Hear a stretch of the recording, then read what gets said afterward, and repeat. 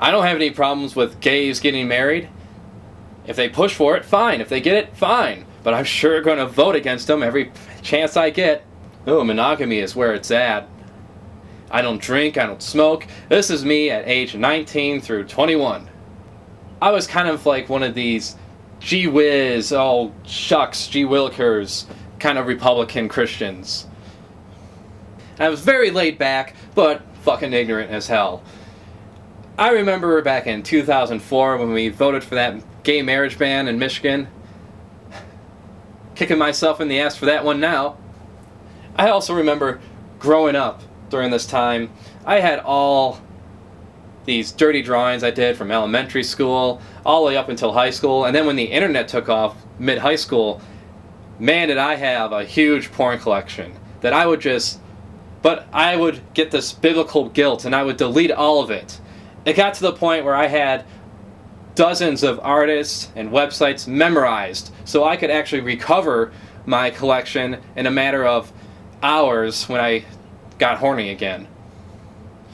The amount of time spent recovering my collection only to delete it again after I felt guilty, after I shot one off, the guilt starts overwhelming you. You have to delete your collection after that.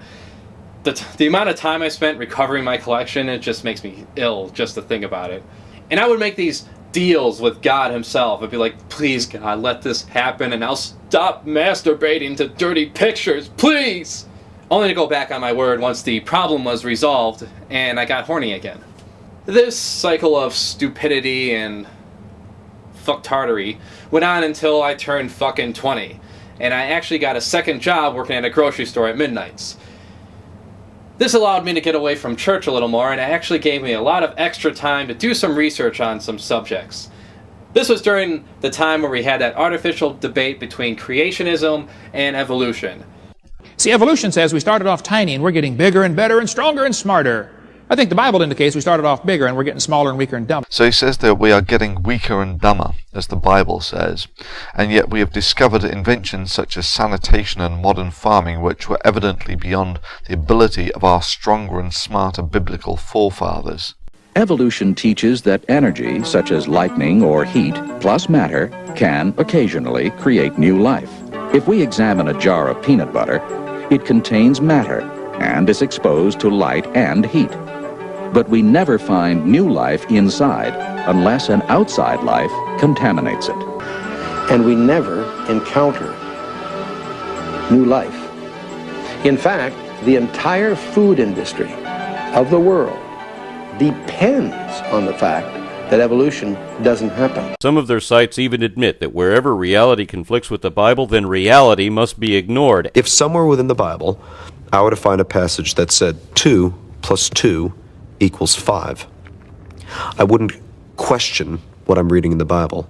I would believe it, accept it as true, and then do my best to work it out and to understand it. So after doing hours of research on articles, videos from Aaron Ra, Thunderfoot, Amazing Atheist, looking at creationism videos as well from people that don't even exist anymore on YouTube, and I'm not even going to bother to mention them anymore.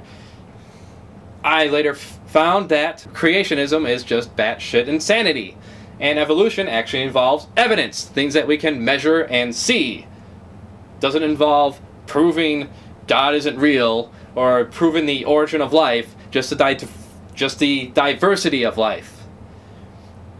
I couldn't wait to tell my folks when they got home. They didn't want to hear any of it. They were just disappointed that, how can you believe in evolution? That's not right. That's just them trying to tell you that God isn't real and blah, blah, blah, fucking blah.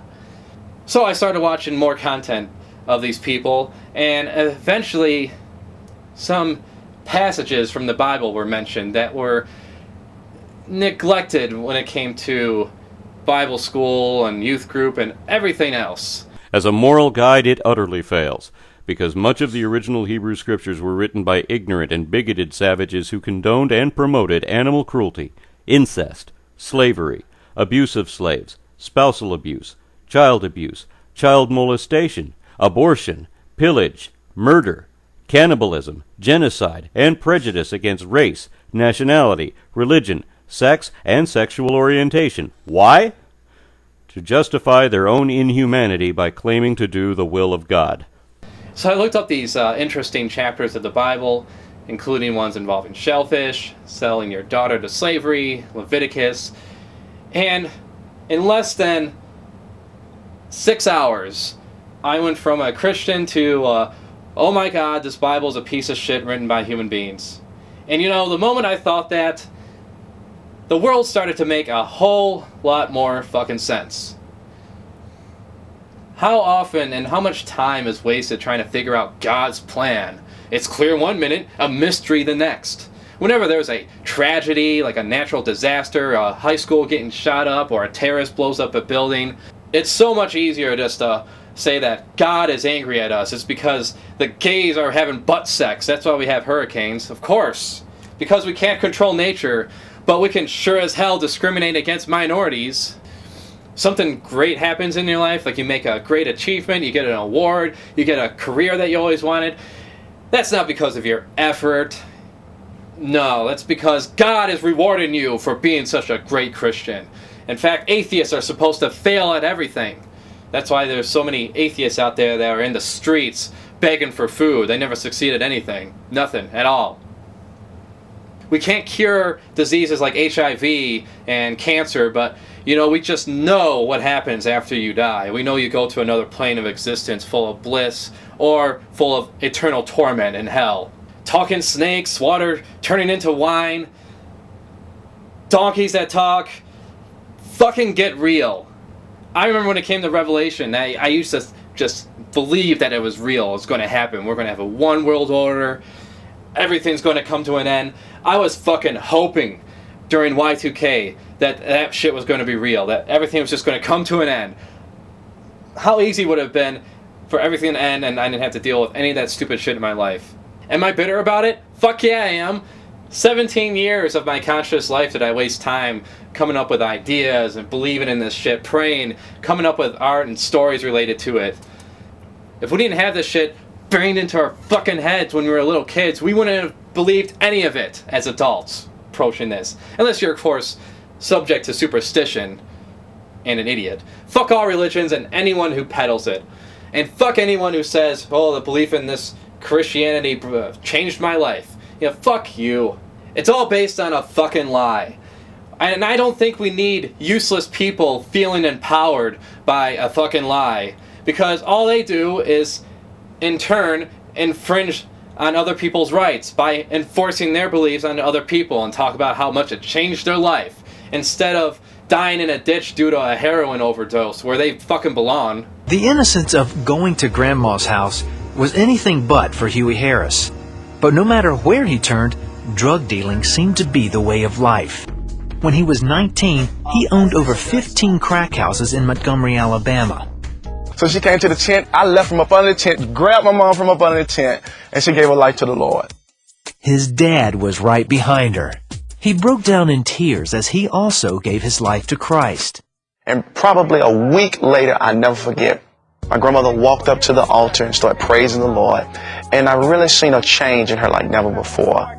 All these nights that I spent begging God to end the torment that was being placed upon me from my peers, or just end me altogether. Help guide me, Lord, to become a better artist, a better person. And this went on to the point where I just became complacent, being just left alone. A metaphorical ghost walking around. Andrew Kraft, that's my name. I'm just going to walk around and pretend I know just enough about everything in order for me to go to heaven when I die. Hopefully. Always following the rules, never speaking my mind unless, of course, the majority supports it. And that was the mentality that held a tight grip on me and that I'm still breaking free from. So the person I was before quickly died off until the person I am today. And this happened between 19 and 21. And it certainly surprised all my friends and family, especially how suddenly and quickly it all happened. I guess looking back on it, I think it was just due to the fact that I had more meaning in my own life than just pleasing everyone around me. When I started breaking away from all this, superstition didn't stand a chance. And I think it also includes just being considerate and understanding of other people who are different, who fall into a similar category as mine. It's unfortunate that it seems like you have to be different in order to understand what it's like to be different. And it had nothing to do with some tragic event in my life or some outside influence from my friends or the internet. It was just from my own deductive reasoning. And keep in mind, I was very against drinking. Not that my friends helped me at all with their behavior. You ever have one of those guys that are just terrible drunks that you have to just babysit the entire time? Imagine having two people like that running around Windsor, Canada. You have to run from point A to point B just to manage them. That didn't help my drinking at all. So, very against drinking and drugs and all that stupid shit. And afterwards, that all changed. I can party once in a while. I can handle myself a little bit better. Nothing wrong with little drinks now and then. And as far as monogamy, well, it's for some people. And so when I got away from all that noise, so many more things opened up to me. And overall, I became a much more understanding and open person. When you come down to it, if you can't argue why something shouldn't be allowed, shouldn't be in existence, if you can't argue against something without resorting to either taste, superstitious beliefs, morals and traditions, if you can't argue against something without resorting to one of those three things, then to me your argument is invalid. If you can't prove how a activity someone does negatively affects society or someone else's livelihood, then there's really no grounds to disallow that activity, is there? Especially if you have to resort to traditions, morals, religion, or personal taste. So yeah, all that stupid shit of me standing up for myself and being like, oh, I'm not drinking, and I can't have fun, and blah blah this and blah blah that. That was a waste of time in itself. So that's how I ended up breaking away from all the dogmatic faiths and stupid bullshit that's out there. How the hell did you break away from your religion? Or if you're still with it, why the fuck are you?